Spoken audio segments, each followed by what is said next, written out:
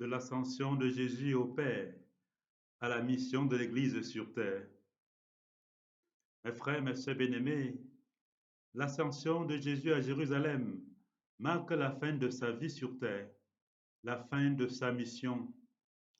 L'ascension de Jésus marque aussi le commencement de la vie et de la mission de l'Église à Jérusalem. Jérusalem, voyez-vous, est dans la plaque tournante. Elle est la cité de la mission, sûrement parce qu'elle est la ville sainte. Elle est la ville du temple. Voyez, tout finit à Jérusalem avec Jésus et tout recommence à Jérusalem pour les apôtres, c'est-à-dire pour l'Église. Depuis plus de 2023 ans environ, nous sommes dans le temps de l'Église. Le temps de l'Église est le temps de la mission, le temps du témoignage dans l'Esprit Saint. Ce temps de la mission et du témoignage de l'Église est aussi le temps de l'Esprit Saint par excellence. Car sans l'Esprit Saint, envoyé d'auprès du Père par le Père, Jean 14, 26, et par le Fils, Jean 15, 26, la mission ne serait pas possible. En cela, l'Église est l'Église du Père, du Fils et du Saint-Esprit à la fois. L'Église est l'Église de la Trinité. Et c'est pour cela que on commence notre assemblée au nom du Père et du Fils et du Saint-Esprit, les trois. Mes frères, mes sœurs bien-aimés, l'Église a commencé dans la chambre haute au Cénacle. Oui, la communauté assemblée était constituée des 11 apôtres, Judas n'étant plus là, Judas l'Iscariote, de Marie, la mère de Jésus, des autres femmes qui accompagnaient Jésus et des frères de Jésus, entendus ici comme ses cousins. D'ailleurs, voici ce que dit Luc à propos. Actes chapitre 1, verset 14. Tous, c'est-à-dire les 11, d'un même cœur étaient assidus à la prière, avec des femmes, avec Marie, la mère de Jésus, et avec les frères de Jésus. Actes 1, 14. Ils étaient d'un seul et même cœur. Cela veut dire qu'ils étaient unis. Voyez-vous, l'unité est la marque de l'Église et des enfants de Dieu. C'est pourquoi le credo de Nicée-Constantinople dit, dans le credo de Nicée-Constantinople, on dit, je crois en l'Église une, sainte, apostolique. Oui, c'est ce que nous confessons. L'Église est une en Dieu. Elle est une parce que Dieu est un.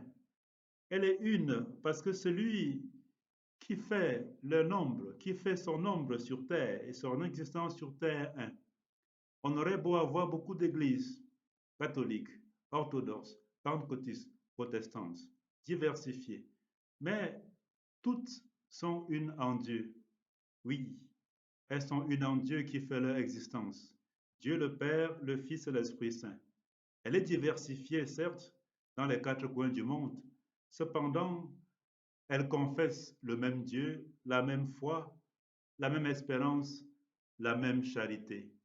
Je crois en l'Église une, sainte et apostolique. Apostolique, ça vient des apôtres. Parce que l'Église commence avec les 11 au Cénacle. Et les 11 étaient autour de Marie. Elle est donc apostolique. Les apôtres étaient unis entre eux au niveau horizontal. Au niveau horizontal, ils étaient unis entre eux, mais plus encore, ils étaient unis au niveau vertical, en ce Dieu un, ce Dieu Père, Fils et Saint-Esprit. L'Église est l'ensemble des baptisés, unis autour du Christ, de l'Esprit Saint et du Père. Et notre union avec Dieu détermine, ou doit déterminer notre union avec nos frères et sœurs en Église. Et notre union avec nos frères et sœurs en Église doit déterminer aussi notre union en Dieu et avec Dieu. Hors de Dieu, on ne peut rien faire. Jean chapitre 15, verset 5. Tout seul sans les autres, on est en danger. D'ailleurs, les pères du désert aimaient à dire qu'un chrétien seul est un chrétien en danger. Ça, c'est vrai. Le chrétien est par essence union. Union et communion avec Dieu le prochain. Union et communion avec Dieu, l'humanité et même toute la création. D'ailleurs, le salut chez Saint Jean est communion. Elle est union et elle est communion. Communion en Dieu, communion avec Dieu et communion avec les frères et sœurs. La prière est l'un des lieux où l'on vit cette communion, cette connexion, j'allais dire, cette communication avec Dieu. Oui, il est dit que tous les 11, avec Marie et les autres femmes et les frères, étaient assidus à la prière. La prière est communication. La prière est connexion. Elle est union et communion avec Dieu et toute l'Église. Qui croit se connecte. Qui croit est connecté. Qui prie entre en conversation avec Dieu. Et la prière nous unit à Dieu et à tous nos frères et sœurs en Église. Tous nos frères et sœurs priant. On ne prie pas seul. Quand bien même on serait seul, on ne prie pas seul.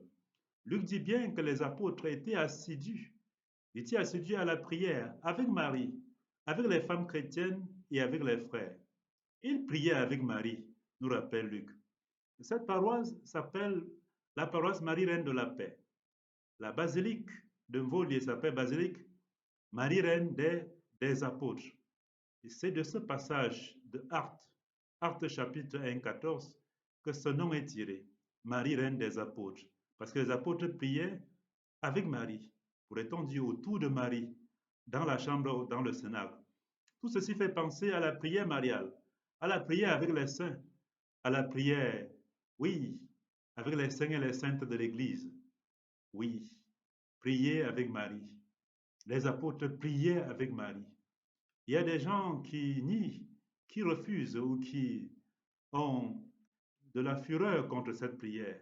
Qu'ils aillent donc bien voir Actes 1, 14, où les 11 priaient avec Marie.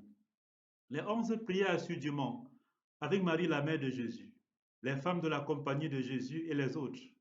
La question, est-ce que nous prions avec Marie? Est-ce que tu pries avec Marie? Est-ce que tu es en communion avec les anges et les saints? Les anges et les saints constituent l'Église, l'Église du ciel. Voyez-vous, la grande partie de l'Église est au ciel. Si tu ne le fais pas encore, fais-le. Il est temps. Si tu le fais déjà, continue à le faire. Oui, encore. Est-ce que tu pries en famille? Est-ce que vous priez en famille? Est-ce que vous êtes unis et assidus à la prière, en famille, comme les apôtres, avec Marie et les autres femmes chrétiennes et les frères de Jésus? Si vous le faites déjà, ah oui, continuez, c'est bon. Continuez à le faire. Si vous ne le faites pas encore, commencez à le faire. C'est le pape Pie XII qui disait, une famille qui prie est une famille qui vit. J'allais dire à sa suite, une église qui prie est une église qui vit. Une église qui vit est une église qui prie. Un chrétien, une chrétienne qui prie est un chrétien et une chrétienne qui vit. Et une chrétienne qui vit, un chrétien qui prie est un chrétien ou une chrétienne qui vit.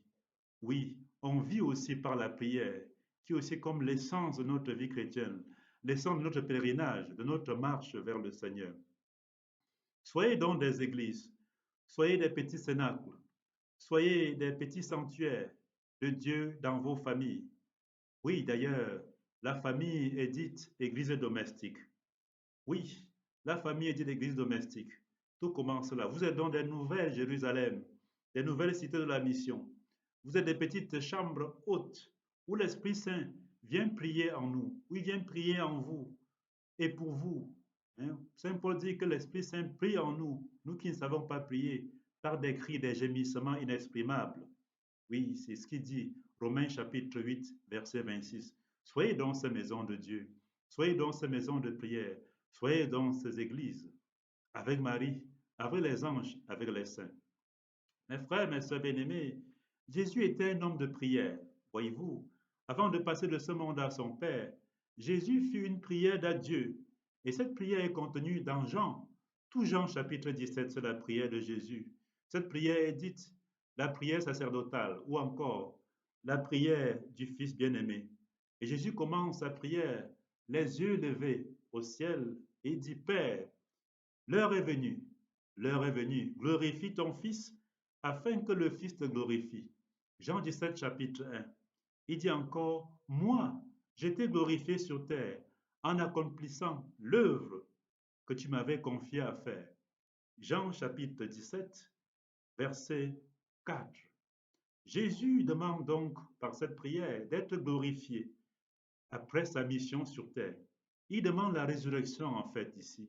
Il demande la résurrection et l'ascension au ciel auprès du Père après sa crucifixion et sa mort qui marquent la fin de sa mission. Avant la gloire, voyez-vous, il faut la croix. Avant les mystères glorieux, il faut les mystères douloureux.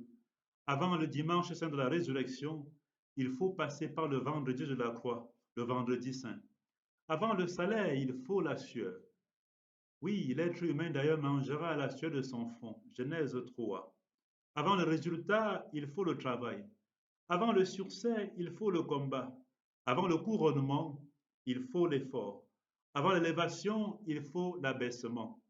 Avant la vie éternelle, il faut la mort. Nous vivons malheureusement dans une société où l'on veut le succès, où l'on veut le triomphe sans combat, la récompense, le couronnement et l'honneur sans épreuve, où l'on veut le salaire sans travailler et sans travail. Oui, on vit dans une société où on veut le succès sans effort, où on veut le résultat sans labeur, l'élévation sans abaissement, la gloire sans la croix, la vie éternelle sans la croix. Malheureusement, mes frères, mes sœurs bien-aimés, c'est ça notre société d'aujourd'hui, du moins ce qu'elle nous présente, ce qu'elle nous donne. D'où viennent donc la gloire? D'où viennent la réussite, l'élévation et la gloire de certains de nos influenceurs et stars? Est-ce qu'elles viennent de la croix du travail, de la croix de l'épreuve, de la croix du travail, du labeur? Est-ce qu'elles viennent de la sueur ou de la facilité? En tout cas, je ne puis répondre. À la fin de notre vie, simplement, pourrions-nous prier comme Jésus, Père, l'heure est venue, glorifie ton Fils afin que ton Fils te glorifie. Pourrions-nous à la fin de notre vie dire cela, comme Jésus dans Jean 17:1? Pour le faire, nous devons tous et toutes répondre chaque jour à notre mission et notre devoir de chrétiens et de chrétiennes. Nous devons glorifier Dieu par notre vie sur terre chaque jour, au quotidien. Une vie vécue à la suite du Christ dans la fidélité à son évangile. C'est pourquoi le Christ dit, moi, Père, j'étais glorifié sur terre en accomplissant l'œuvre que tu m'avais donnée à faire. Jean 17:4. Veux-tu que le Père, le Fils et l'Esprit Saint te glorifient un jour? Si tu le veux, alors glorifie-les d'abord. Comment les glorifier? En accomplissant l'œuvre de Dieu, en accomplissant la mission qu'il t'a confiée sur terre, la mission chrétienne, la mission comme père de famille, la mission comme travailleur dans le bureau, la mission où que tu sois, quoi que tu fasses, quel que soit ton statut. Accomplis cette mission pour Dieu et à la suite de Dieu, alors tu pourras espérer la gloire du Christ dans le ciel. Cette mission, voyez-vous, n'est pas facile. D'ailleurs, la mission de l'Église fait face aux persécutions et aux épreuves depuis 2023 ans environ. Et elle le sera jusqu'à ce que le Christ revienne. N'en soyons pas scandalisés.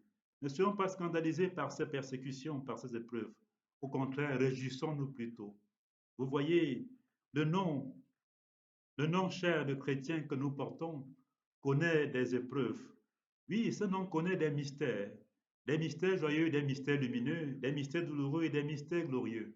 Ce nom est un nom glorieux, lumineux, joyeux, mais aussi douloureux. Ça, c'est vrai. Nous ne devons pas seulement aimer son côté, ou le côté joyeux de notre nom, le côté lumineux, le côté glorieux, mais aussi son côté douloureux. D'où cette belle exhortation de Pierre. Pierre qui dit, dans la mesure où vous communiez aux souffrances du Christ, réjouissez-vous, afin d'être dans la joie et l'allégresse quand sa gloire se révélera. Si l'on vous insulte pour le nom du Christ, heureux êtes-vous, parce que l'Esprit de Dieu repose sur vous. Il dit encore que personne d'entre vous, en effet, n'est à souffrir comme meurtrier, voleur, malfaiteur ou comme agitateur.